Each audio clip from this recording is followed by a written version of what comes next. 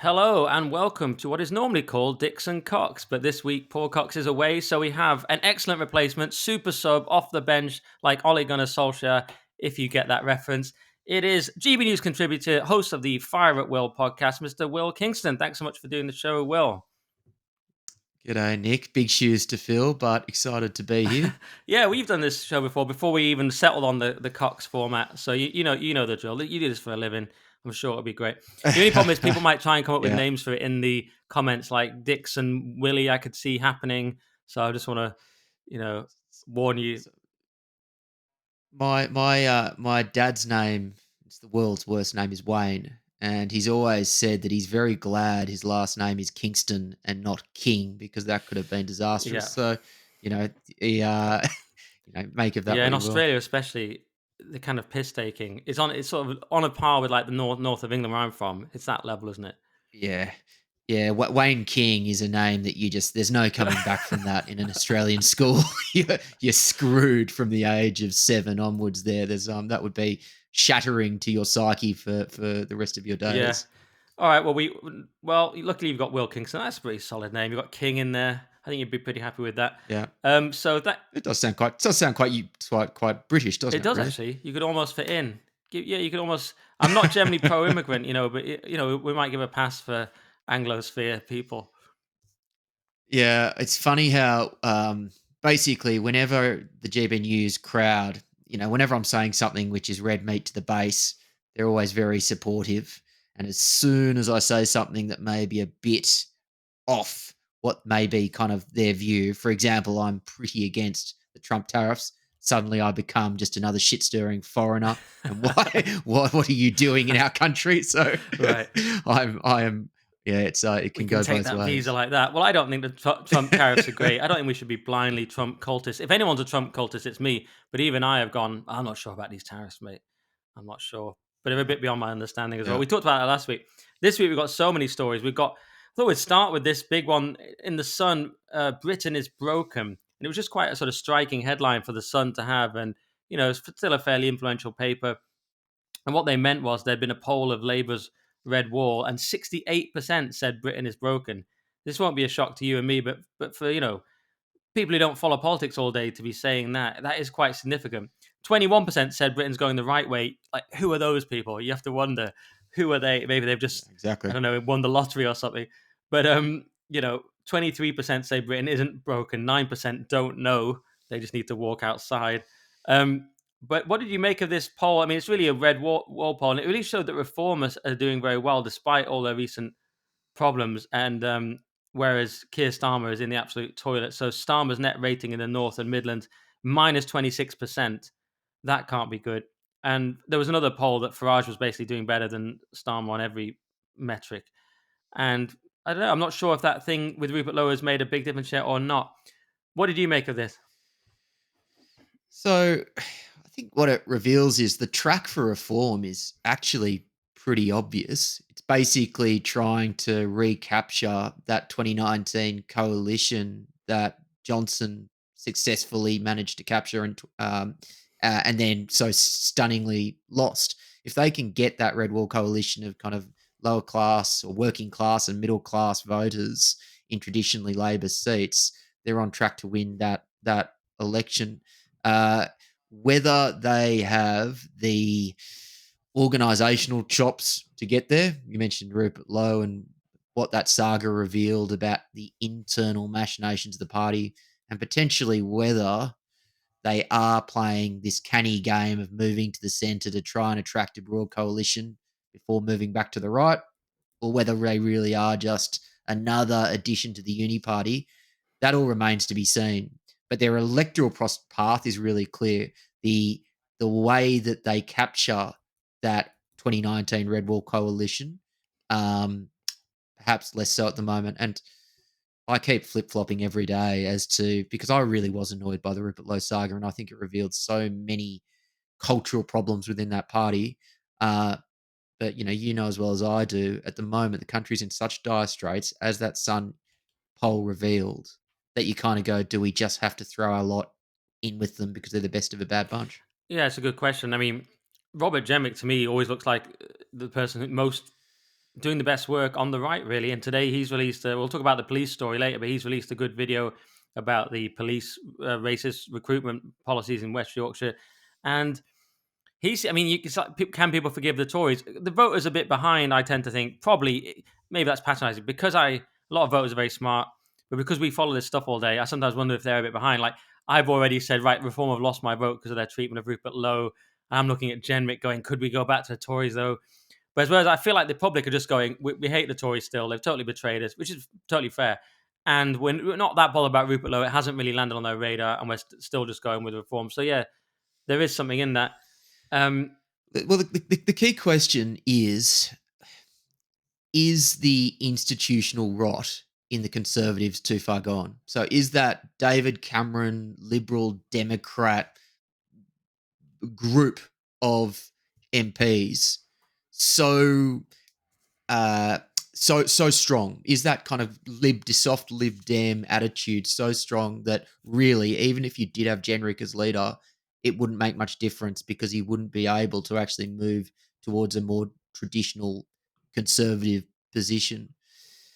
I don't have an answer on that, but that really is the question that people have to ask themselves. Because if you still have the Lib Dems controlling that, or the faux Lib Dems controlling that party, then it doesn't matter if Genrick or Badenoch or his leader. It doesn't matter if they pull off a coup and manage to get Rupert Lowe on board, because the institutional culture is still centre left. yeah. That is the question that we really need to resolve. Okay, well, let's get on to all the Benhabib stuff in a second, and the other shenanigans around that. But did you think this headline was significant in itself, even though it sort of was actually just about a poll? Do you think it was sort of significant at capturing the mood of the nation that the public is really, really like saying we've had enough? I mean, especially with the bins thing, which we'll get into as well. But do you think the nation just had enough in general of the current government?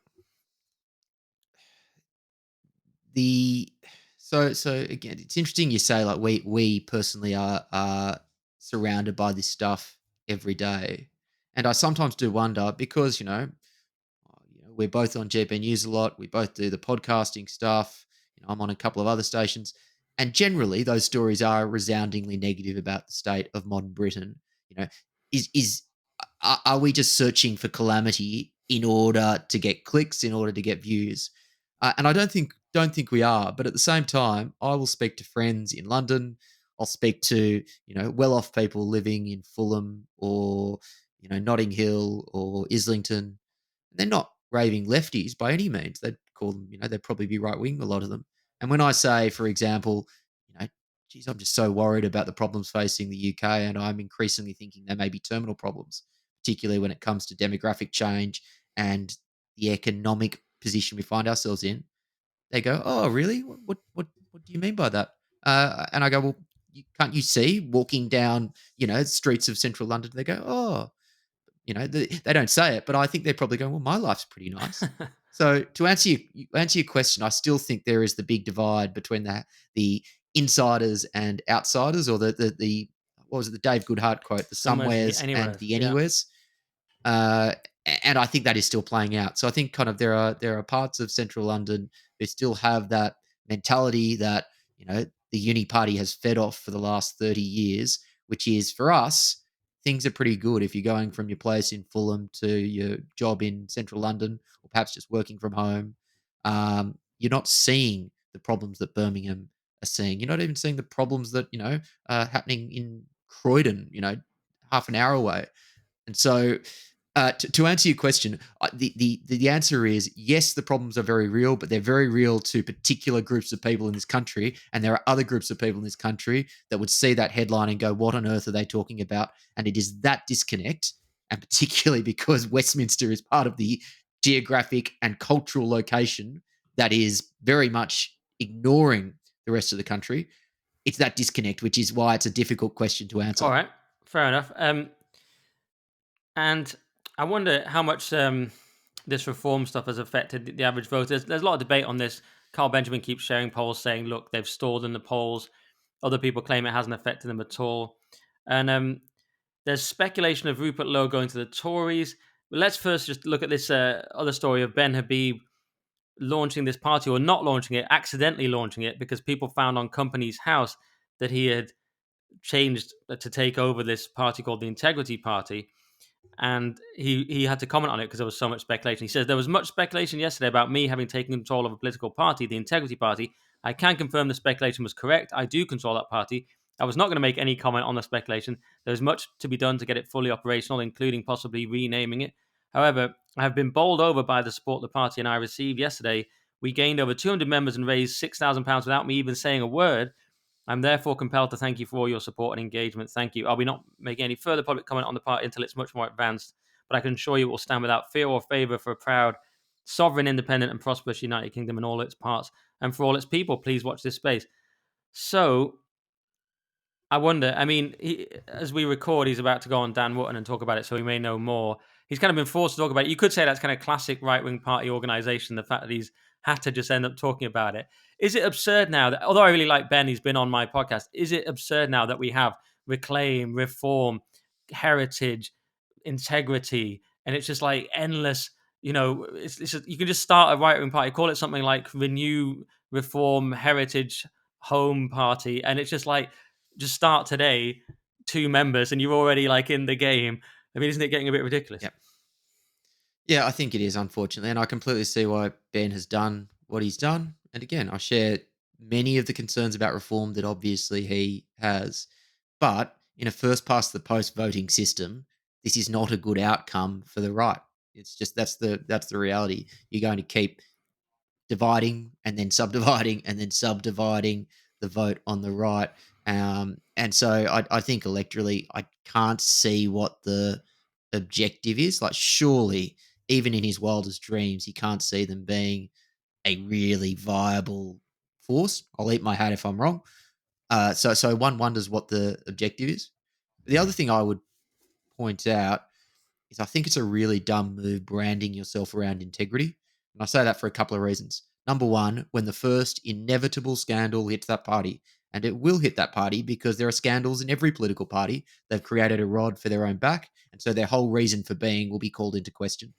But the second thing is, whilst I think people are sick and tired with the way that Westminster operates, I think they're more concerned with with policy, with what you actually achieve, as opposed to the way that you go about achieving it. So, to be honest, I don't care if there is maybe a a tad less integrity if we manage to stop the boats, if we stop mass migration, and if we get economic growth back in this country. If we have a bunch of shits who end up managing to do that, that's more important to me than a bunch of ineffective people who have the right morals. And I think probably most people are now at that point in this country. So I struggle to see why they've gone for that particular type of branding as opposed to being something saying, these are the three big issues and this is how we're going to fix them. Fair, fair, but he did say, including possibly renaming it. So he's taken over this party because some Right. of the Right. machinery is already in place. There's another bloke that runs it. Right. His Okay. name escapes me now. It was already extant basically, and then he just took that and he'll probably rebrand it. It'll be called the Oh, okay. British Oh, something I or other. cheerfully withdrawn. Well, in that case, I think there's still just a fundamental question around splitting the right. Oh no, what do you No, think? you're right. I mean, you're right about the name if they did keep it, because then the headline will just be the brackets lack of integrity party. So there's Yeah. absolutely that. What do I think? It's a tricky one, isn't it? Because you just want reform to be less ridiculous, but they won't be. They have to alienate Rupert Lowe for some reason. I've said they have my vote now. They've currently lost it unless they can sort that out. I mean, to be so savagely attacking someone who was representing so many of us with his views, where we thought finally a guy who's saying the things that need to be said.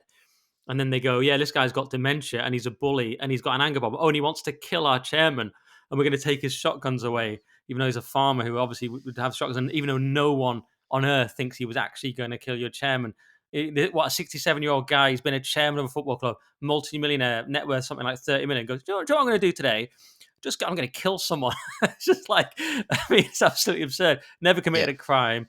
I mean, it's disgusting the way they've treated him. So, and I say this as a colleague of Farage, and I've been gone. Yep. No, I agree Yeah. with you. I think the way that he has behaved has been appalling. I think, and again, let's put the GB News contract on the line. Let's see what happens. I think the way he's behaved has been appalling. I think that if you look at that whole saga, sorry, The difference between being a prime minister and being a president is the prime minister, you have to run a cabinet. You have to be a good man manager in order to do that job effectively. A president, you can afford to be like Donald Trump and be the one man band. You can't do that as a prime minister. So I don't think that this saga has demonstrated that Nigel Farage necessarily could run an effective cabinet. I would love to be proved wrong, but I can't see that at the moment. But the one thing also I will say, I put up a post supporting Rupert Lowe only a couple of days ago in response to that evidence from Dan Wootton that that Reform had been briefing journalists that Rupert Lowe had dementia, and I did notice a huge amount of people basically saying, "Shut up, Will. Just fall in line. This saga is over. Rupert Lowe is an attention seeker. We just need to back the right horse now." So I think there is that element of tribalism to say, you know what, we're over it. We just need to back reform, or else we're going to keep getting the uni party. Yeah, I get a lot of that. Lee Hurst blocked me over it. I've seen quite a few people have blocked me over it because I've just supported Rupert Lowe. But yeah, and I'm not necessarily blaming Farage individually. I don't know what happened. I mean, was it Zia Yusuf? People said Farage. Some people said didn't really know about it, but somehow, yeah, of course, he's the leader, and it's happened. Um, so I don't know what's gone on there. I still have people who have, lots of friends of Farage. I spoke to someone yesterday for a podcast. He's a big friend of Farage that'll be coming out, and he's sticking with Farage, and that's fine. It's it's fine as well. I've thought about it for those people to say get behind them. It's a bit annoying when they say, "Oh, shut up, like, fall in line, blah blah blah." I'm blocking you. It's kind of annoying, but at the same time, maybe they're right to do that because they are. Cons- My job I see is a bit different. It's just to tell the truth. So if Keir Yeah. Starmer says something good, which is incredibly rare, but if he ever does, I will say it on GB. And if Kemi Badenoch says something good, I'll say, even though people see me as very anti-Kemi, which I am because it was a terrible choice and Jenrick was the right choice. And I'm very pro-Jenrick, but if he says something weird, I'll also say that. And I'll call out Farage even on GB. It was so annoying. I got all these comments on the GB News comment section and they said, "Why is Nick always attacking Kemi?" And yet he adores Farage. It's like, do you want to check the 5 episodes where I said that Reform had been appalling in their treatment of Rupert Lowe, of my podcast and headlines? But people don't watch everything. That's fine. But I think we maybe have a different role. Maybe it's okay for the people to say, no, you've got to just back Reform. Whereas if you're a commentator, I think you just have to tell the truth. I still think, mate, tribalism is a hell of a drug, a hell of a drug. Um, and it is extraordinary now how most people look at politics and then use politics to inform their principles, as opposed to the way that I think it should be, which is you have a set of principles and then you look at politics through that lens. I think we've got it ass backwards at the moment for too many people. And I don't think Trump started this, but I think the cult of Trump certainly has played a huge role in it. Like I think I was telling you off air that I am fully supportive of everything Trump has done in the cultural realm, and I've been very open in my criticism of his economic policies. And I haven't changed. I'm a libertarian. I believe in freedoms in the cultural space, and I believe in economic freedom at the same time. And it's very obvious that Trump's agenda is great for one element and not so great for the other. But as soon as I've started saying the economic stuff, people think that I'm a libtard, lefty, woke nutter. It's extraordinary. So I would like it if we could move back to a place, and maybe we never were there, where there were principles and then you looked at the world through that. But unfortunately now, politics has become a team sport and you have to support your team no matter what. Yeah, well, there is a divide on the right and on the Trump supporting right between the libertarians and the kind of Musk side that's come in, the Silicon Valley versus the what it was originally the economic nationalism of Bannon, and which we're now seeing with the tariffs, which comes from advisors like Robert Lighthizer. It would be very strange if you suddenly flipped on that because that's a very different. That's the vertical axis. It'd be very strange Yeah. to suddenly flip to the other one. It'd be like you flipping to the left on the horizontal axis, talking about the political compass grid. If people don't know what I'm on about. But can I just pick up on that? I know we weren't meant to talk tariffs, and some people are sick of it, but just a really quick point because it annoys me. The problem is that there have been two justifications given for these tariffs, and they are completely contradictory. And depending on which person in the Trump administration you hear from on any given day, or whatever mood Trump is in, you'll hear those two justifications. So one is we're trying to reindustrialize America. We're trying to bring jobs back in manufacturing, and the other one is this is a canny game of 4D chess, and we're trying to get countries to come to the negotiating table so we can do free trade deals, and this will usher in an era of wonderful free trade for the Western world. And they are literally completely contradictory justifications. If it is the 4D chess game and we're going to get free trade out of this, I'm all for it. But if it is this kind of misguided attempt to try and bring kids back onto the assembly line in America, obviously, if you're someone who believes in economic liberalism, you can't get behind it. I think one of the problems of this whole process has been that the messaging has been muddled, and people will just say, well, that's just the art of the deal.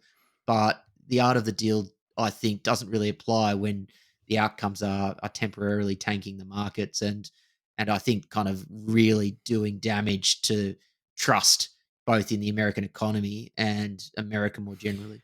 Anyway, No, that's my it's fair. rant. I mean, to say there's two explanations is generous. There's at least 16. I Yeah, mean, there's like no. I was trying to This is a simplify. trade war with China. Is one. This is to balance trade. Is another. This is to bring back manufacturing, which is not quite the same thing. I mean, to say no, it's about bringing jobs back to the US is not quite the same as destroying China. It's you could say it's two sides of the same coin, but is it a trade war with China? Is it about the spending around the world? And also, I think Trump has. My guess is Trump has a different understanding too. For example, Lighthizer says okay, he's an economist, so he says it's about trade balance. We have things like chlorinated chicken restrictions, which are not free trade. We have environmental Yeah, regulations, so we don't have free trade, and we don't have fair trade because China does what it wants and is and cheats. So what we want is balanced yeah. trade at least, and the tariffs are just one part. That's something he said. Whereas Trump has just been saying since like the 80s, they're knocking the hell out of us. He just sees it more like why are they getting away with this? Seems like that to me. A- and look, the one thing you have to say is he's been remarkably consistent on it. I don't think a lot of people thought he'd go the whole hog in the way he has, but you can't really complain now that he has because you're right. You see those old talk show interviews from the 80s where he's saying pretty similar stuff to what he's saying Well, the now. only thing he could say is then why did he blink and do the 90-day pause? He said, don't be a panicking. He invented this term. And then when the US bond market suddenly looked shaky and that undermined trust in the US, he went, whoops, I'll pause it. So then you go, Yeah, well, what was that part of the deal or was that just a cock up? And yeah, yeah, I think I try to be very objective about that, despite loving Trump generally. Um, Back to the old, I don't want to say UK because it sounds like those memes with the YOO UK, Britain, or really England is where I live. But um, by the way, as a an immigrant to this country, I say that with forked tongue. Uh, I will never understand fully the England, Britain, Great Britain, UK distinction. I know it's been explained to me a million times, but it's I will never fully well, some understand of it. them are literally different places. Obviously, UK includes Northern Ireland, Britain doesn't, all this kind of thing. But then there's England, which is just a separate country. But in terms of the sort of politics of it, I grew up in England and we ticked English on all these boxes. Then somewhere in the 90s, we were suddenly told we were British. We'd never been told that. And so I never I identify as Northern, really Lakes first, then Cumbria, then the North, then England, concentric circles. You know what I mean? Then Britain, if you really want to go there, then UK. But this UK thing, it went from we were English to we were British to the UK, which was never a thing at all. Now some people tell me, Yeah. go But on. obviously, if you're in Wales, for example, you're still going to say I'm Welsh over. You're not going to say I'm from the UK. Particularly if you're in Scotland, I imagine you can say, "Oh, I'm Scottish." I'm not. I'm not necessarily a citizen of the UK. I think it's kind of it probably has different meanings as well for different people. Yeah, exactly. I mean, yeah, it's absurd. I mean, you're never allowed to call yourself English, but you're allowed to call yourself all those other ones. Some people tell me that that was the rare. And we used to call ourselves Britain, and then we started saying England. So I don't know. Anyway, I don't blame you for not understanding it because I'm not sure many people here do either. But back to wherever we are now in this country on this bit of soil. This Rupert Lowe, just another part of the Benhabib reform fiasco or whatever we want to call it. This story, Nigel Farage nemesis Rupert Lowe could join Tories in bombshell move. This is from the Express. Maybe a bit of a non-story when you read it. It was that Tory chairman Nigel Huddleston signalled that the door is always open to Rupert Lowe. And that's not really much of a story when you look at it, because other people will say the opposite. I'm sure Kemi Bay wouldn't say the same, I imagine. So whether he's actually allowed to join the Tories, but But do you think he will? And do you think that's a good move for Rupert Lowe? Uh, I don't think he'll join. No, I think in that same article, the chairman also said this is someone who has made it his or has previously been a member of a party whose raison d'etre is destroying the Conservative Party and who's openly been incredibly critical of the Conservative Party. So I don't think the Conservatives would want him in. And to be honest, I don't think Rupert Lowe really would see the value in it either. So the short answer is I think this is a bit of media sensationalism. I think he would be a very valuable addition, but the question is, when he say would walk into that party, would he just be too compromised, and would that institutional DNA, which we were talking about earlier, just force him to compromise? If reform, for example, weren't moving quickly in the direction he wanted to go, and if they were too centrist for him, I think he'd be pretty bloody frustrated going into the Conservatives. True. You sort of want a generic-led Conservatives with reform, with Rupert Lowe in there, and then you think maybe, yeah, it's tricky, isn't it? Now I don't know. It's a big cock up. I don't know how this all gets fixed. And there was another story that Dan Wootton shared. I couldn't find it in any paper when I checked, but it was on Dan Wootton's show that Suella Braverman was put off joining Reform due to the Rupert Lowe stuff. I mean, that seems plausible. I mean, who wouldn't be? So that seems. I mean, Yeah. what do you think about that?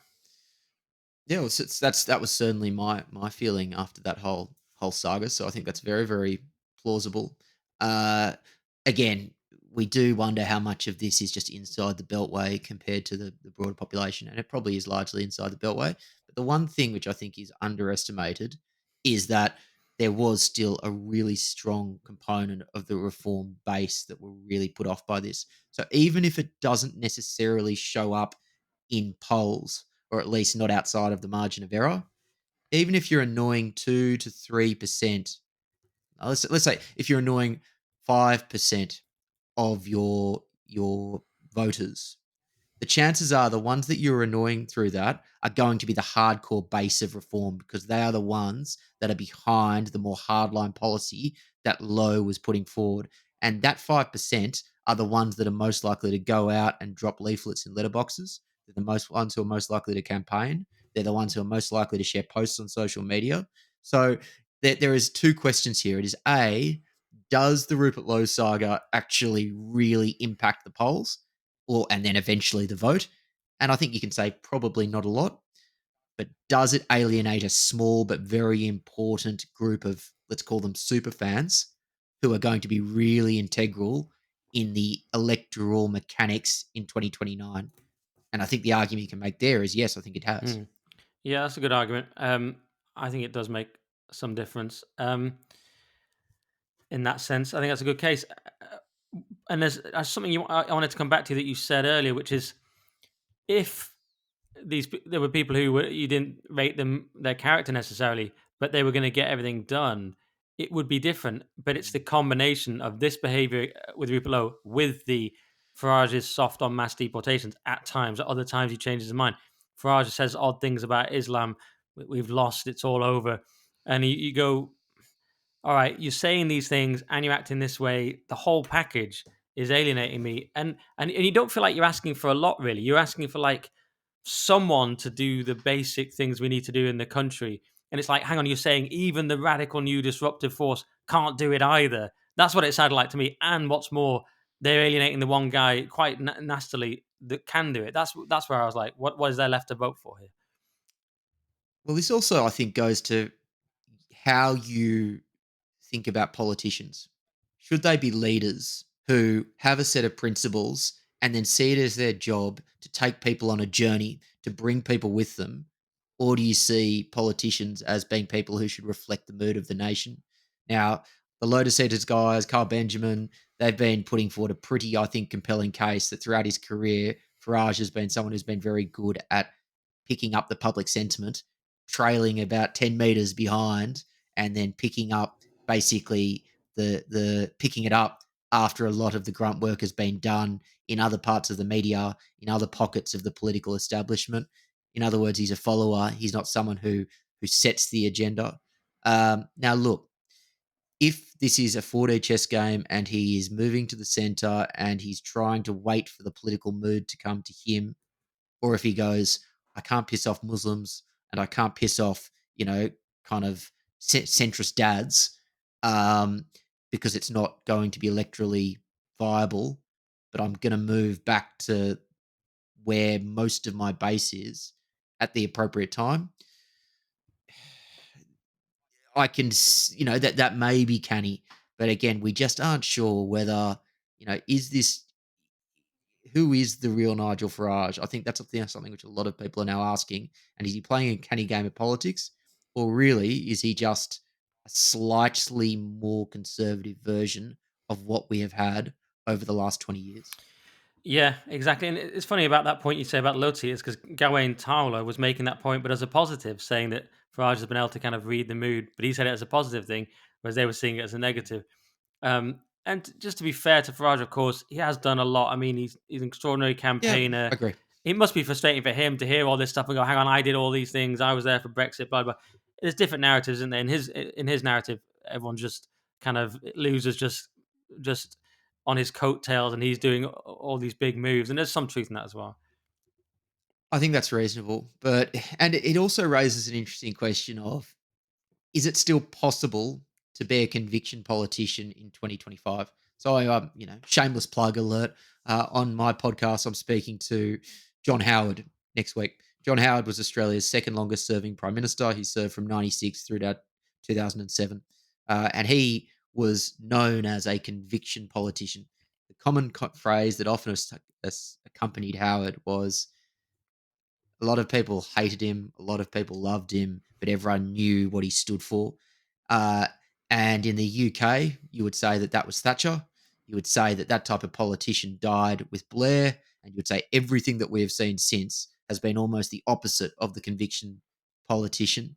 Um, and I think that is with the possible exception of Trump and Millet, and maybe one or two others. That's what we've seen as a global trend in world politics in the last 20 years: the death of conviction and the birth of, I was going to say pragmatism, but I think that may be actually being too kind. Just the birth of just, you know trying to achieve power for power's sake without then actually ever really putting your balls on the line and doing something.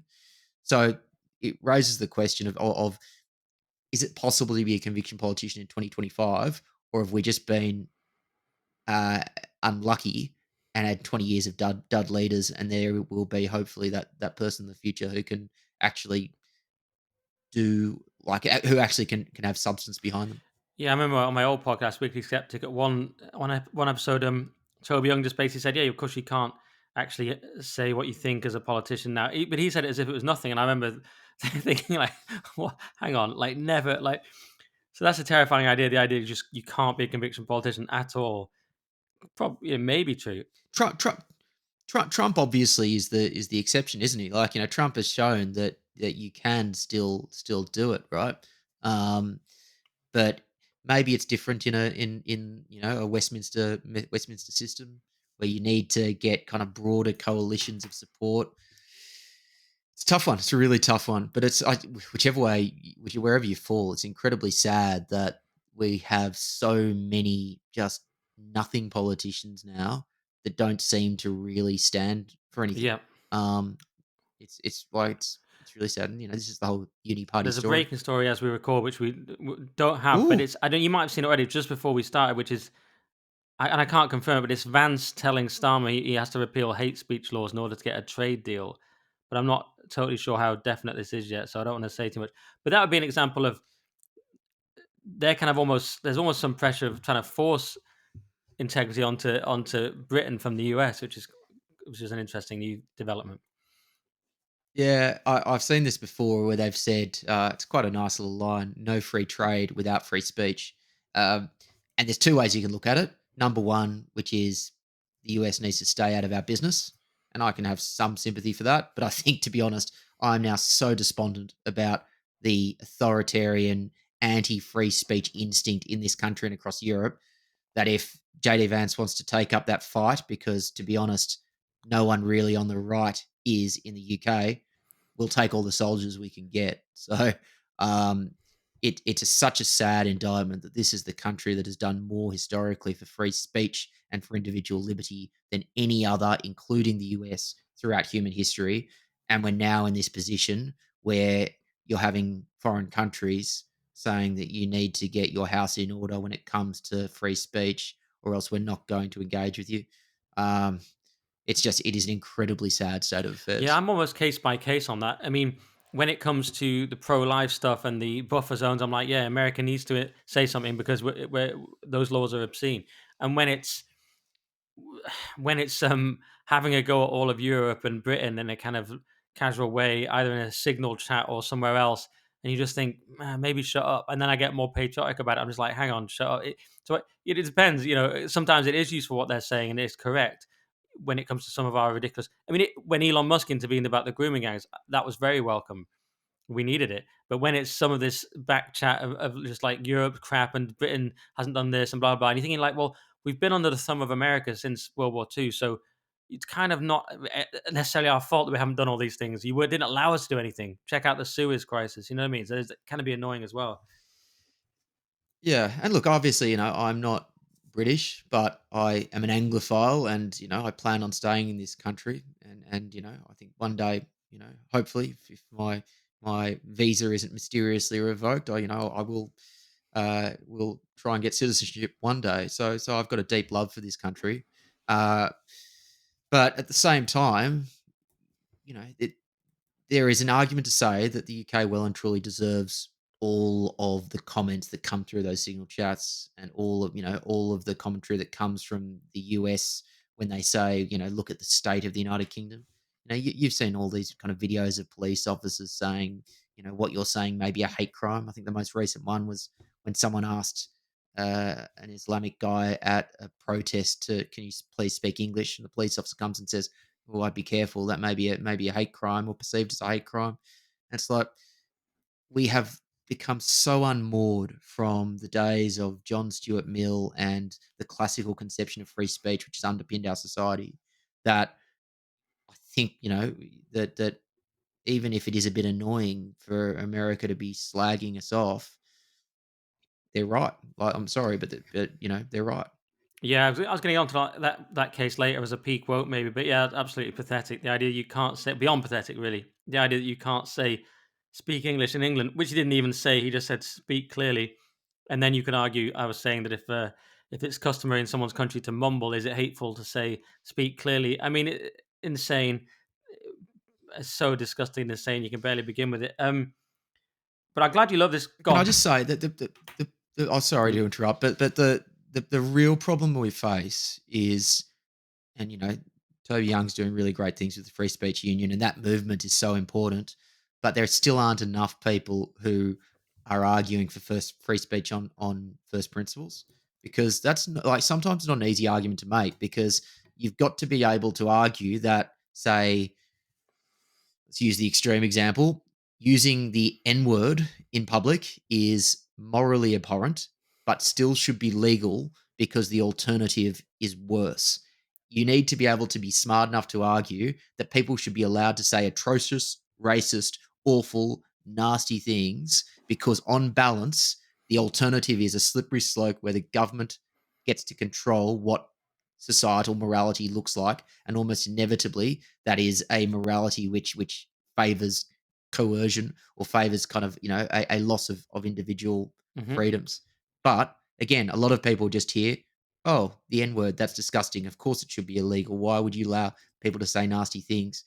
We need more people who can actually argue that case in an easy to understand way. There's that case, which is yeah, I agree with. But then there's also the cultural case, which is just if you're in England, you should speak English, and so it should be completely fine to say to someone speak English, and that shouldn't even be a free speech issue. There shouldn't be hate speech laws, in my opinion. They shouldn't exist. There No, shouldn't be hate agree. crime laws either, because crime's crime. If you murder someone, you murdered them. It doesn't matter that you also hated them. Of course, you hated them.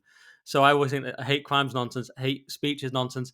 So, but you're right. I mean, it's very hard to make the case, especially when it comes to um, things like the buffer zones, because everyone just says to me, "Oh, no, she broke the buffer zone." I was like, "The buffer zone law was invented 10 seconds ago and is moronic. You can't pray in your head in England.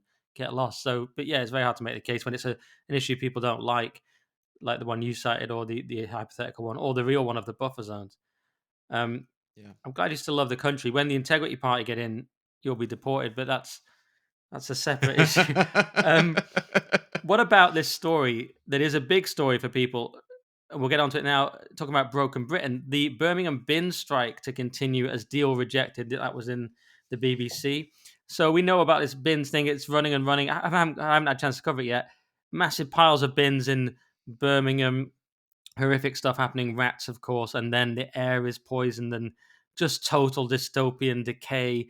And, it might be harder for some people to notice this than it was in the 70s, because I go to a lot of places in London and there's quite a lot of bins there at all times. So you go like, some of our culturally enriched areas are quite bin centric as it is. But then you go, um, but then you look and say, this is what did for Labour in the 70s. So they couldn't, not this exactly, but they couldn't bury the dead, for example. So basic services breaking down, and you go, hang on, we can't live like that. And it's the unions having their death grip on Labour. And what's fascinating to me is that we have this slick Labour now, post Blair Labour, Starmer's Labour. You don't really associate it with the working class. The people who vote for Labour are mainly people with income over 70,000. You see the graph goes down. The more they earn, the more likely they are to vote Labour. And the inverse is true for Reform. If they're under 25K a year, they will vote Reform. So they're not the party of sort of working people, unless they're working class people who've done really well and run a union, or, have a good train driver salary or something. So they may have some working class origins. But Labour is not the party of the poor anymore. And it's probably not, and it's just fair to say it's not the party of the working class either. And look at that result from the Red Wall, how much people hate Starmer. And yet, they retain this death grip of the unions, so they can just say, no, we're not clearing up the bins. And I think this is the kind of issue that can really destroy a party, or should in any kind of sane world. If you can't clear the bins, that's got to be, we're talking about the Westminster bubble, or even the political commentariat bubble, but this is an issue that cuts through to everyone, surely. Yeah, it's because it is symbolic of civilizational decay. Like there isn't that you probably couldn't get a more resonant image for the broader decline of both the north of England, but the UK more generally, than just rubbish piling up on the streets. It's so poignant. But I think we've also got to, you mentioned the death grip of the unions, but even taking a step back from that and look at why this has happened. And there's two reasons. Number one, because that Labor Council has been spending huge amounts of money over decades now. And I should say wasting huge amounts of money over decades now. And again, those Lotus Eaters guys have done a really good breakdown of just some of the ridiculous spending that Labor Council has done. Like things like, from memory, over £1 million. Over £1 million for a new website for the Birmingham Library with a £90,000 per year upkeep. Anyone who's even got a passing knowledge of IT will know that £1.2 million for a website is theft. There was the need for a new IT department in the Birmingham Council, which they budgeted, I think, £19 million for. It blew out to £100 million. And again, I'm sure no one got sacked for that. I'm sure it's just, oh, well, these things cost money, had to be done. It's that same government instinct, which is worse on the Labor side, that says, well, it's not my money, so who cares? And then the second one is that a over £700 million claim against the Birmingham Council was paid was made against them over equal pay. Are you aware of this particular claim? I'm not across the story as I was going to get onto the council stuff, but I'm not sure if I knew about that exactly. So go on. So, and I think this is in kind of 2012, maybe 2013. A judgment was made against Birmingham Council, and it was brought by effectively cleaners in Birmingham Council, and they said that they weren't getting the same payment as garbage collectors, as people who are picking up the bins every day. And it comes back to a particular part of the equal pay regulations in the United Kingdom, which coincidentally, or not ironically, were brought in by Thatcher in '83, which said that pay has to be, you have to have equal pay for work of equal value.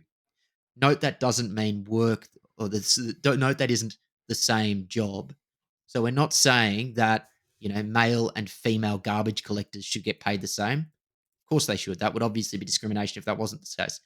What it says is, and where the court ruled was, basically cleaners in air conditioned offices working 9 to 5 in the Birmingham Council should get paid the same as garbage collectors getting up at 3 a.m., dealing with what can sometimes be a dangerous job and picking up rubbish outside, out and about. They made and because primarily cleaners are female and primarily bin collectors are male, it became an equality thing. And because of a huge back pay bill, the end bill for Birmingham Council was 700 and something billion pounds. As a result of that, in 2023, Birmingham Council basically said they're broke because, of course, they're broke. How can they pay that back? And so what that meant is that they didn't have the money to be able to basically even address the demands of these bin collectors.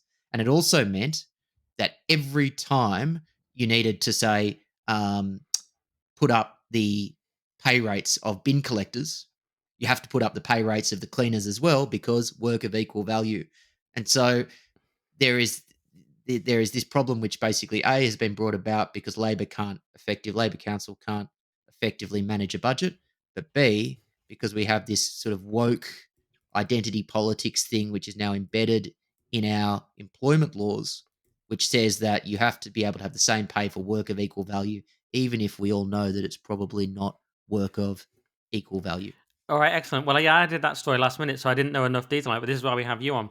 And that reminded me of that ASDA equal pay claim, which was very similar, where the idea is that the people on shop floors, etc., should have the same pay as the people in the warehouse. And we've seen a few of these now. Completely Yeah. insane. Yeah.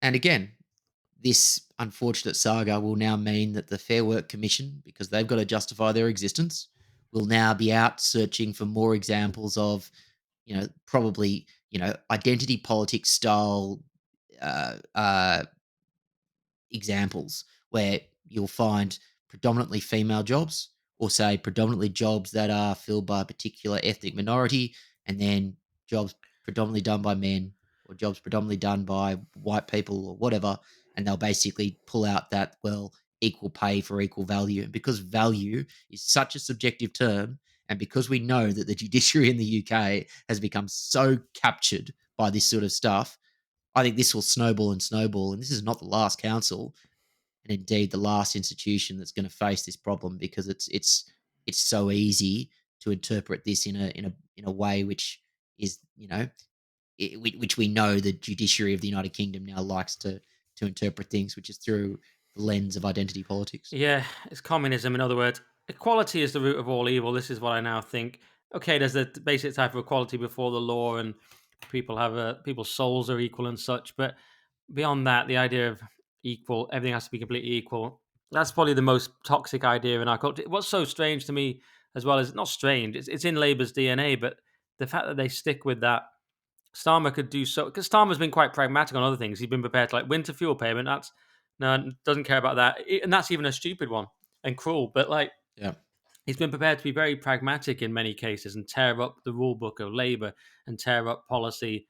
But on the kind of these ideological things, well, some of it's not Labour, it's the judiciary, which are even further left than Labour. But it seems like other times they're just hopelessly attached to this equality nonsense and this DEI nonsense. You've got the employment rights bill coming in, which is going to be another disaster. You just think if Starmer could get rid of all that, he would be getting rid of all remaining Labour principles. But if he could, he's got rid of most of it. If he could just get rid of that as well, he would be all right. But he's still ideological. Yeah. Yeah. This is such an interesting question. Who is the real Keir Starmer, and whether he does actually believe that stuff, whether he's going along with it because you have to go along with it these days as being the leader of a left wing political party. I don't know. But the one thing I do know is identity politics has infested left wing politics in part because they have given up on the working class.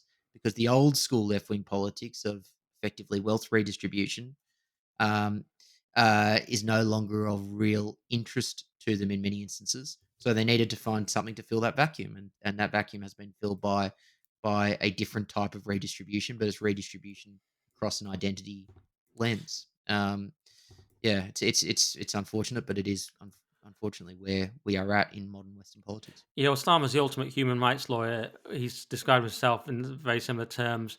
Douglas Carswell pointed out in my interview when I brought up the sentencing guidelines, and at least there, when you have elected politicians, they can be put under pressure. So they say, okay, we've got to scrap these sentencing guidelines, which wanted to discriminate against white men and Christians and so on.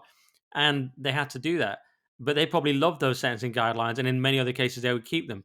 And we see these activist judges who are even more off the reservation than that, but they're not elected. So he made a good point. That's why it has to be in the hands of politicians and not this activist judiciary.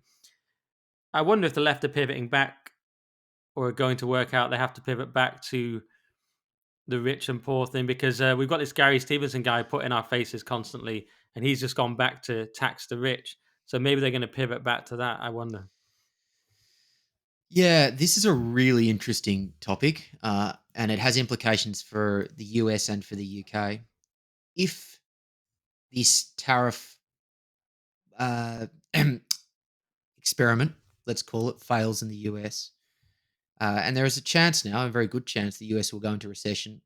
The economy will uh, fall into dire straits in the Trump administration. If the economic experiment fails, even though tariffs are a left wing thing, at least in my eyes, I think what you could see is you could see a populist revolt on the left where they basically have the Bernie Sanders, the AOCs of this world say, look at where capitalism has got us. Look at all of the tech bros like Elon Musk and Jeff Bezos all rallying around Trump, and look where it's got us. Basically, our economy is in free fall. The answer is what we've been saying, which is kind of an old school socialist response.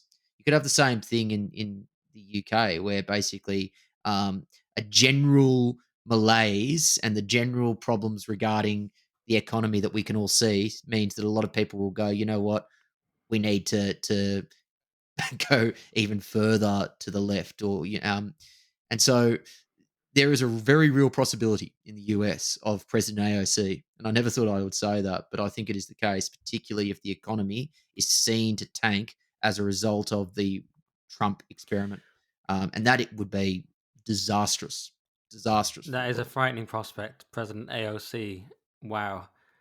She stuck around though. I remember the rest of the squad, so called. They all sort of disappeared, maybe because they were complete raving lunatics, and you know, sort of sounded quasi pro 9/11 and things like that. And then you go like, oh, you're all absolute nutters. And AOC is obviously mental as well, but she's able to just sort of parrot things she's told, and she looks better, so she's stuck around. It's weird. But remember the squad, and there was four of them, and now there's only one. You never hear about the squad.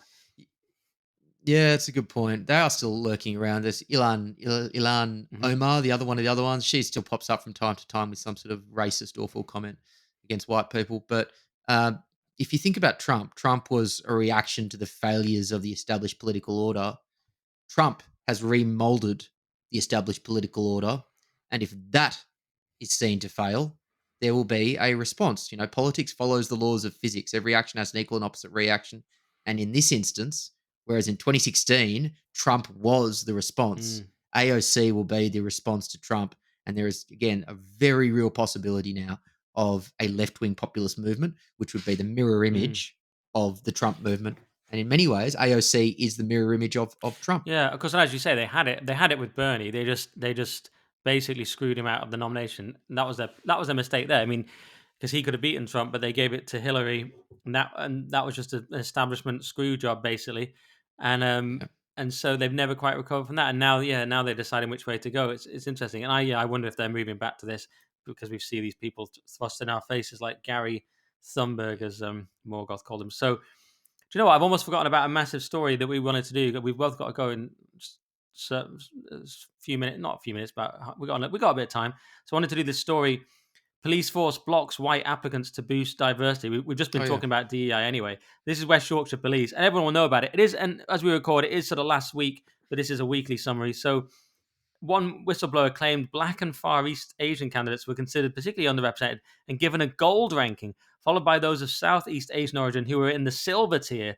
White others, including candidates from Irish and Eastern European backgrounds, were bronze. I don't know where Aussies are. Well, I think you're copper or tin or something. You're well down the list, Yeah, but yeah. it's incredible. I mean, just what I've been saying. And one thing I forgot to did I brag about this last week? Maybe I'm having deja vu. Or did I brag about it on telly? I think I didn't have time to do it on the podcast. Anaya Thingy wrote a piece attacking me and many others like Steve Edgerton. I can't remember. Forgive me if I already said this on the podcast, listeners, but she said that Nick Dixon was saying that there's anti-white racism in the police. Does anyone seriously believe it? Then she writes an article in the Telegraph. Yep, there's anti-white racism in the police. Changed my mind completely. It's like, yeah, thanks, because we knew about it because it was happening to us. So we already kind of knew about it because you sort of know about it first when it's happening to you. And then, so she had to completely admit it, and at least she did. And what was in, There's that wonderful meme about how the left chooses to address these sorts of issues, where they will basically say, you it's know, not happening. anti-white racism in the police is a right-wing Yeah, conspiracy. Then they'll have to concede anti-white racism in the police is happening, but it's just around the edges. C, anti-white racism in the police is happening. It is widespread, but it's a that's a good good thing. thing. Long Yeah. may it continue. And so we're somewhere in the middle of that process Yeah, at and the she's moment. meant to be some sort of conservative, but you're right. That is that meme. It's happening and it's a good thing. And actually, on that, Chief Constable John Robbins, head of West Yorkshire Police, said the law should be changed in order to boost the number of ethnic minorities in his force and across the country. And he compared it to Catholics in Ireland. So his view was very much it's a good thing and we should change this. And if we can't do this, we should change the law to make it happen. I'm like, incredible, incredible. And the title, Telegraph went with the headline, I want to discriminate against white candidates, says police chief. And it was basically that. The mayor has denied it.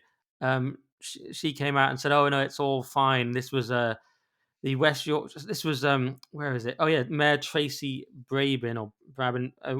And she said, no, they're just trying to widen the net of applications. The best person for the job will always get the job.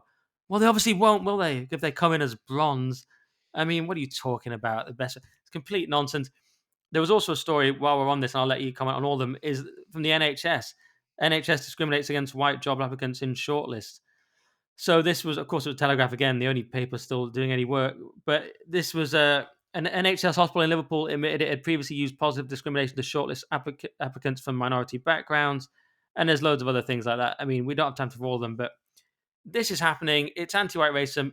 I call it an apartheid system. That's what it is. It's across so many companies and institutions, but this is just the latest flagrant example. Well, Yeah, I got into so I'm on the Saturday Five on JB News every week, and they've got the token lefty that they have to put on there for Ofcom reasons. And he's actually a lovely guy, Kai Wilshire. He's actually a very nice guy. So I'm being a bit silly there, but I got into an argument with him about this topic, and he does the standard left wing thing of saying, well, this is obviously a good thing because it increases diversity, and diversity is important in the police force. And the thing is, these arguments fall down under the slightest Socratic questioning. Like I just said on TV, I said, well, why? He went, well, because diversity is a good thing. And I said, okay, yes, why? And he went, well, because you need diversity in order to understand the people that you are. You need to be of that particular cultural group to have a better understanding of the people that you're policing. I'm going, okay, provide me an example of why being a part of a particular racial group means you are better able to apply the objective laws of the land to that racial group. And they go, but cultural understanding is really important. And then you go back, well, why? It's like it's this weird circuitous argument on the left that says, oh, well, cultural diversity is a good thing. Why? Well, because diversity is a good thing. Like that, there is no credible argument to say that because you are of a particular skin color, you are better able to understand and police other people in the population of the same skin color.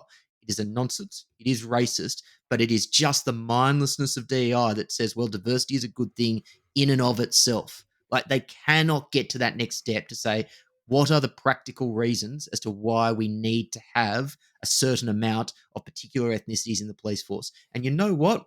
If you could actually tell me that having more Albanian born police officers would reduce the rates of crime from Albanian immigrants in this country, which I think from memory are like 32, 35 times more likely than someone who is of British descent to commit crimes in this country. If you could tell me that more Albanian police officers would lead to less Albanian crime, I would openly consider it.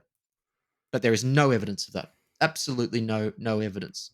And so, unfortunately, this is just yet another example of just woke, mindless feel goodery for the sake of it, as opposed to having any logic or rationale whatsoever.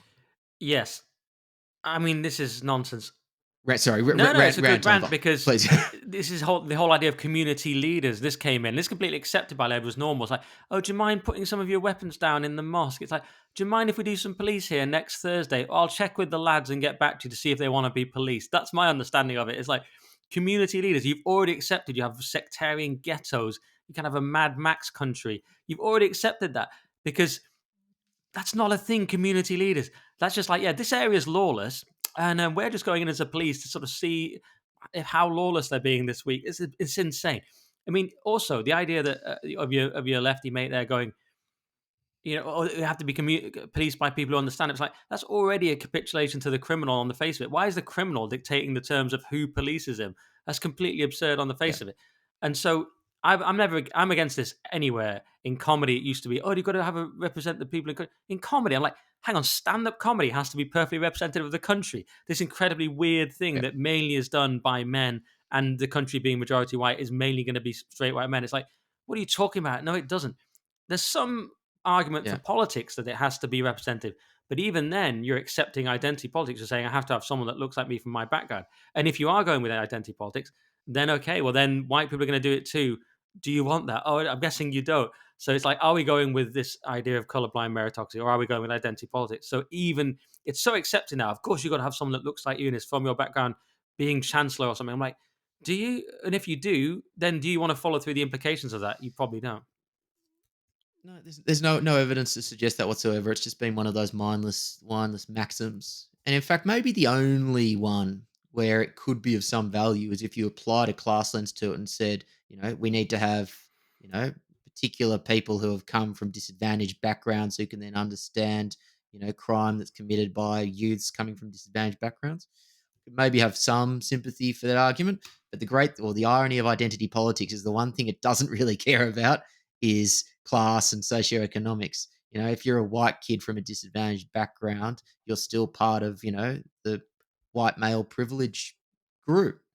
So, I think we need to have a bit more courage just to ask the really simple questions on stories like this. And I think, it is tempting for people like us to basically just go, oh, woke nonsense, how stupid. Because it is woke nonsense and it is stupid. But I think the better response is like putting to people who propose this stuff, tell me why. Tell me why, tell me why, tell me why, and tell me where the value is.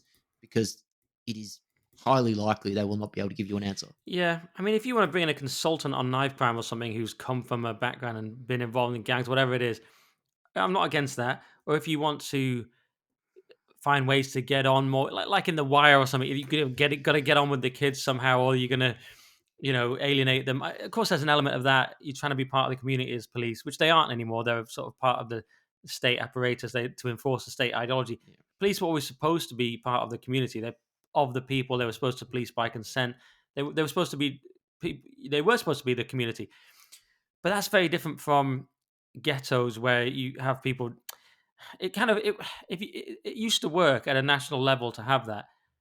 Now what we have is it's police for certain communities, which just means usually it means Muslim areas basically, but there's a few other things it can be, but it means not the majority, and Yeah. it means an unequal style of policing, two-tier policing we all know about. So that's what it means. I mean, nothing wrong with the idea of community policing at its root when it meant Robert Peel's policing by consent and all that. That's something quite different, though, isn't it? Yeah, I think one of the big problems is that the role of the police has moved from policing based off the laws of the land as determined by the parliaments of the United Kingdom, taking the legislation, understanding it, and then interpreting it to the world as they see it, without fear or favor. That's perhaps even an over complicated view of what policing should be. And then now their job is to police morality. So through things like non-crime hate incidents, through things like trying to interpret what is or isn't hate speech, through things like, being constantly put through these sorts of woke anti-racist programs and cultural awareness programs. Their job, in many cases now expressly, is to police what is good or bad behavior, as opposed to the traditional classical liberal view, which is it is up to the community to determine what is or isn't moral behavior. And it's up to the police to then apply or to police the laws of the land. And the fact of the matter is, the police are in no way equipped to be able to police morality. No one really should be, that power shouldn't be with anyone, but particularly not police officers who, quite frankly, many of them don't have the the the ability to be able to do that. Yeah, exactly. They become the morality police, and they also have to police between different groups who have different value and different points assigned to them. And there was a good video here from Morgoth on Twitter, and he said British policing when the Equality Act does not protect you. And it was basically some young white girls getting brutally kicked and thrown on the ground by a big police officer. And you go, yeah, you wouldn't do that with another group. You'd kneel and back off and run away. And I'm amazed police will do that to people. But the police have done this kind of thing in the past. There was the miners' strike where the police were against the miners. They will turn on people. I'm just surprised you want to be in the police doing that kind of thing. You say, okay, white people are scum, treat them differently. I'm amazed they don't all resign. But I don't want to attack the police because we have listeners who are retired police officers and things like that. And I know it's a very, very tough job on an individual level. I'm, of course, attacking this And ideological police, which is not the individuals and I hear largely. so many stories of police officers who are so sick and tired of this nonsense as well. Alison Yeah. Pearson, I can't remember the last interview. She was on some podcast. It may have been her podcast where she was talking about the responses to her saga, the non-crime hate incident saga that she went through. And she said she was overwhelmed with the amount of either former police officers or current police officers requesting anonymity who empathized with her and who said that this is absolutely shameful and it makes me ashamed to be a police officer. So I think you're right to say that this is not. I think police officers are being put in a very difficult position by a political establishment that is imposing a particular orthodoxy upon them and then asking them to implement it. So I don't put the blame at police officers for the most part. I put it at the levels, the establishment that sits above them. Yeah, I mean, and we had great ones come to our live shows when we did Weekly Skeptic live, and they knew it was all bollocks.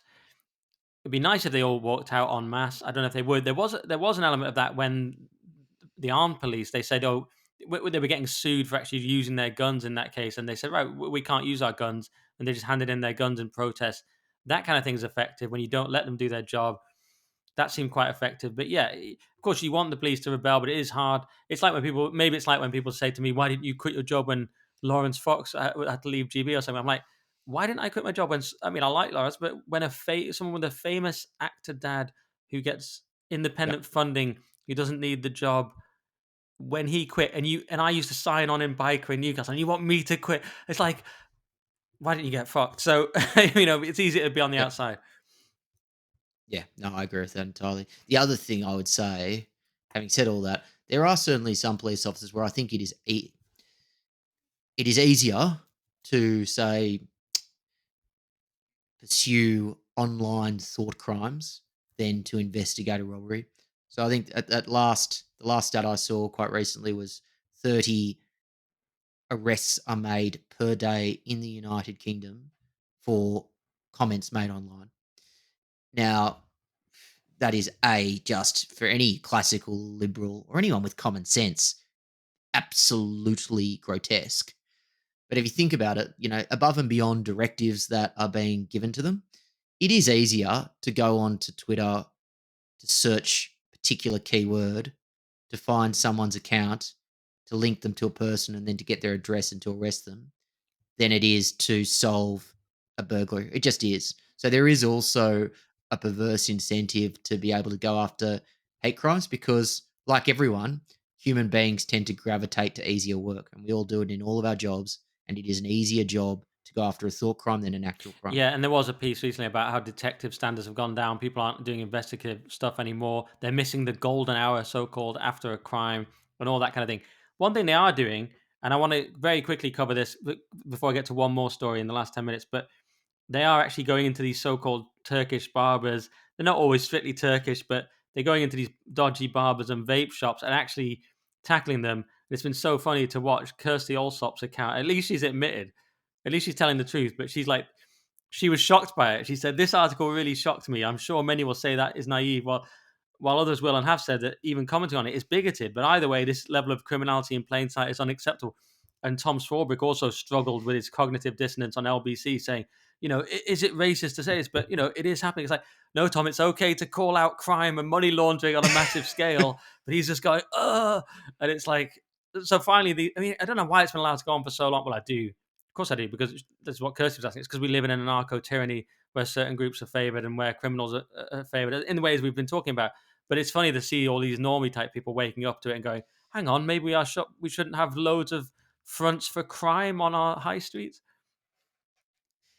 It is cognitive dissonance. That's precisely the right term. And the thing is, it is for anyone with either a basic understanding of mathematics or, again, with any sort of common sense, it is blindingly obvious that in a relatively small town, why do you have 5 Turkish barbers, 4 mobile phone repair shops, 3 of those stupid American candy stores, and what are the other ones? It's always vape, Um, mobile phones, mobile phone and covers.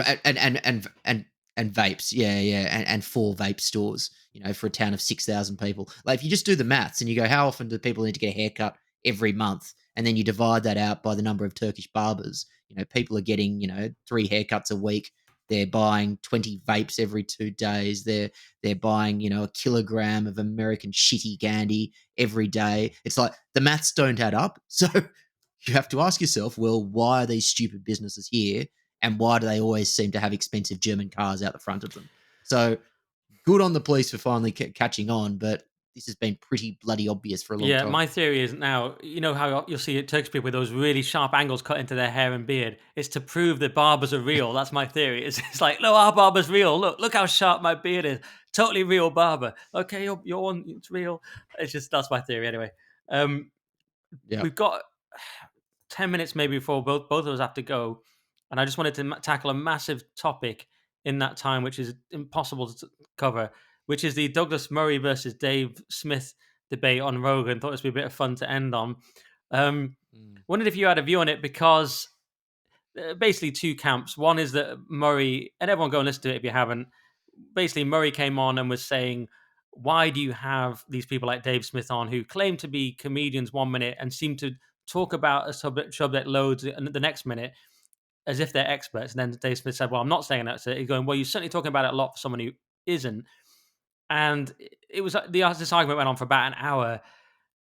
Various ways of looking at it. One thing that immediately annoyed me was that Murray was having a go at Rogan for who he's platforming. And this has been done to Murray in the past. Sam Harris once said to Douglas Murray, why did you speak to Stefan Molyneux? Because he spoke to so-and-so. And Murray basically rejected that kind of thinking and just said it doesn't, that guilt by association doesn't work. He's not interested. Now he's doing it to Rogan. And Rogan has been so successful because he's followed the same method the whole time, which is just following his gut instinct. On a small scale, it didn't matter. He's having his mates on, then he's having Trump on, but he's followed the same pattern. And he's smart to stick with that. There is an argument, of course, when you get so big that there's a responsibility, but then you're sort of becoming the mainstream media. You're becoming the thing that you were there to replace. You're worried about your responsibility. And Murray's arguments were indistinguishable to me from the Democrat arguments that they made to Rogan, like, why are you platforming X so and so? And Rogan's like, well, I'm not platforming them. I just brought them on to have a chat. There is a new argument even on my side coming out against that, saying actually these are becoming slop and these are becoming lazy. And okay, actually maybe the mainstream media has some merit. So you could end up with the mainstream media sharpening itself against these podcasts by saying, okay, what we do is we have more rigorous checking, but we're also going to tell the truth for a change. That's what they need to do to counter that, because the attack on mainstream media is, of course, it's complete lies, and the attack on Rogan is that he's a bit sloppy. So I had a sort of nuanced view. I didn't love Murray's attitude because, of course, it was a sneering attitude. I didn't love Dave Smith's attitude either. I'm weird in this. I mean, I'm not like. I'll ask you a question here as well, controversially. How many times do you hear someone advocate for either Israel or Palestine who helps their cause? Because I find so often they damage their own cause. Often, sometimes on the Zionist side, there'll be a kind of, in my experience, maybe I'll get in trouble here, but there can be a kind of condescension and a sort of arrogance. And then often on the Palestine side, you'll see people just crazy things like celebrating October 7th. So I see quite a lot of time. I see like none of you are helping your cause. I came out of it not thrilled particularly with anyone. But what was your take? I think that's a very, I think it's a very nice way of phrasing it. And I had a adjacent thought, which was I don't think that debate changed a single person's view if they had a solid view coming into it. And I don't think that's a reflection of the debate as much as just a reflection of the world in which we live now. If you came into that debate supporting Israel, you thought Murray won that debate. If you came into that debate supporting Palestine, you thought Dave Smith won that debate. I don't think there's a single person in the world who would have had their view changed as a result of that. So, like, make of that what you will, but that is I think is one thing. I think you're right. I wasn't persuaded by Douglas's uh, arguments to Joe Rogan, in part because I thought about the way that I pick my podcast guests. Admittedly, I've got about 1/1 millionth of the reach of Rogan, but I just pick people that I think are interesting, and I leave the kind of balance thing, as it were, to government broadcasters who have a statutory obligation to be balanced, and they certainly don't manage it. So why on earth should I have to have that obligation? Um, so I didn't have much truck for that argument, but I did have more. I was more persuaded when the debate turned to the whole notion of experts. So you had the kind of American free speech warriors saying, "Oh, listen to Douglas Murray say that you shouldn't be allowed to have an opinion on something if you're not an expert." And I don't think that's what he was saying. I think he was saying that there was a preponderance of people who don't really know what they're talking about who have been given these platforms. Now, you should be legally allowed.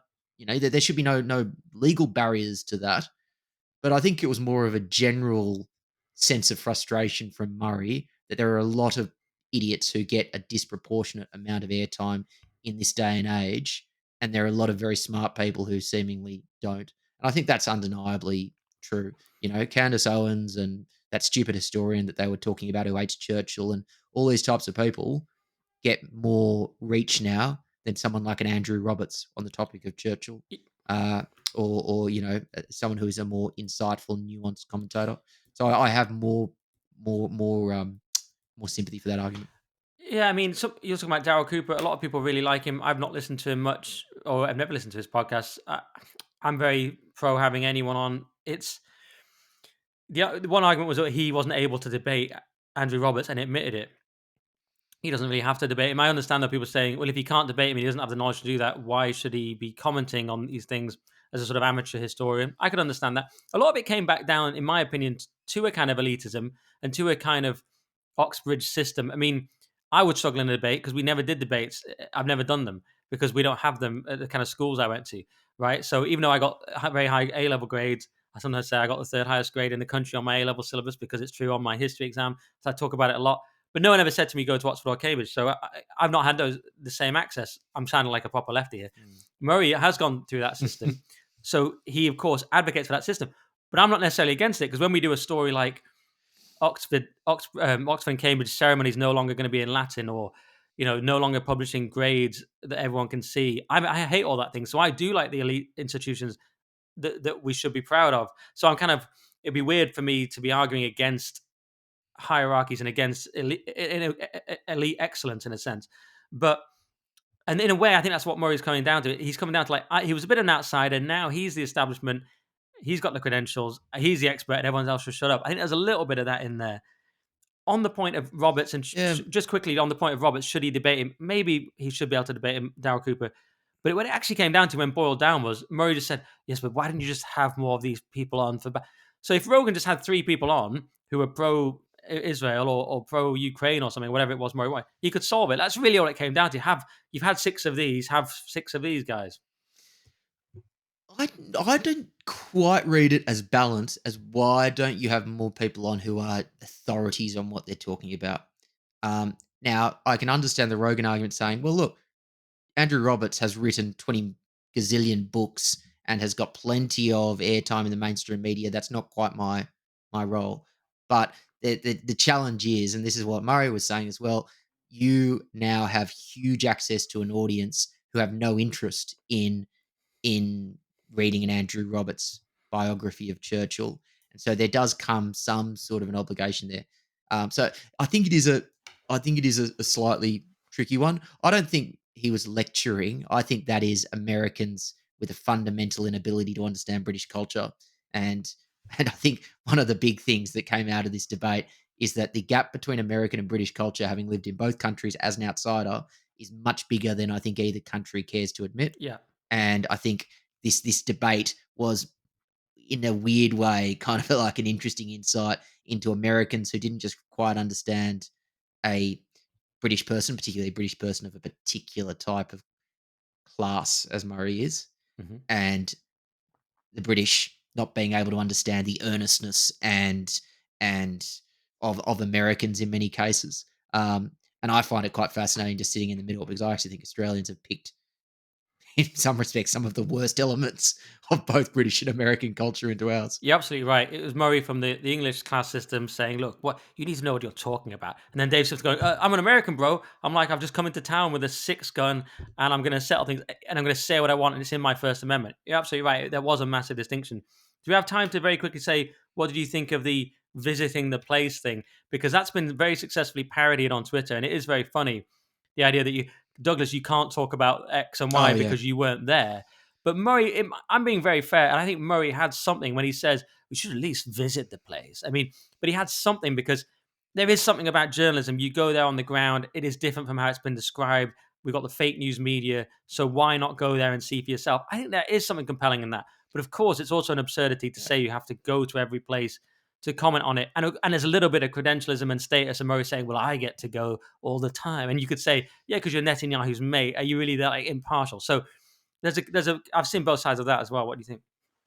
But this is where the debate just kind of was on parallel tracks and never really actually meeting in the middle. In that Murray was saying, I've got a rule as a journalist that if I'm going to comment on somewhere, I should go to it. Great rule as a journalist, in inverted commas. That is absolutely what you should be doing. And then Dave Smith would come back and say, well, yeah, that's great, but I'm not a journalist, I'm a comedian. And then Douglas Murray would come back and say, but in this day and age, in the way that you are now framing your arguments, you effectively are a journalist, because a lot of people are getting their information on this conflict from you. Therefore, if so facto, that makes you a journalist, and arguably a much more influential one than, an AAP reporter. And then, it kind of, they kept going backwards because it was a nice, interesting microcosm of how the changing nature of the media. Like Douglas Murray was applying an old school journalistic rule to a new media guy who just couldn't really comprehend that argument. I, I can't really tie that up in a bow, because neither of them really, like, because you can kind of see where the disconnect was, and it was as a result of the modern media landscape that we now find ourselves in. Very interesting. Well, I never claim to be an expert or even a journalist, so I never have to leave the house. This is the deal I've struck. Of like, I don't even talk about things I don't know about. I don't really talk about Israel much and Palestine 'cause I don't know enough about it. I don't talk about Ukraine much. I'm forced to on the telly a bit, but therefore I never have to leave, and I just talk mainly about my country. Um, Brilliant stuff, Will. We both got to go. Where can people find you? Uh, you can go to the Fire at Will podcast. It's available on YouTube. Just Google Fire at Will. Also available on Spotify, on Apple Podcasts, all that stuff. I'm also on the Saturday Five on GB News, 6 p.m. every Saturday night. Just before headliners, which you can also watch on GB News with me, although I rarely plug it. And definitely go to the Fire at Will podcast. Great guests, including me. I think I did one. So, did you come on mine or did I come on yours or both? I think both. Both. We've now got that kind of mutual podcasting circle jerk thing going, so we'll get you back on We'll mine do a debate. to even up the Murray score. versus Smith, round two. All right. And of course, I'm on nickdixon.net. I might put all this one out for free because it's a kind of one off. I'm not sure. But everything is on nickdixon.net. My interview I've just done with Douglas Carswell, very good interview. I thought, mainly because of him, not me. Nickdixon.net. Some great ones coming out. Everything's on there. So much content, huge amounts of content. All the stuff with Paul Cox and that extra bonus podcast we only do on nickdixon.net. It's £5 a month, the price of a quarter of a pint in London. So sign up for that. And Will, thank you very much.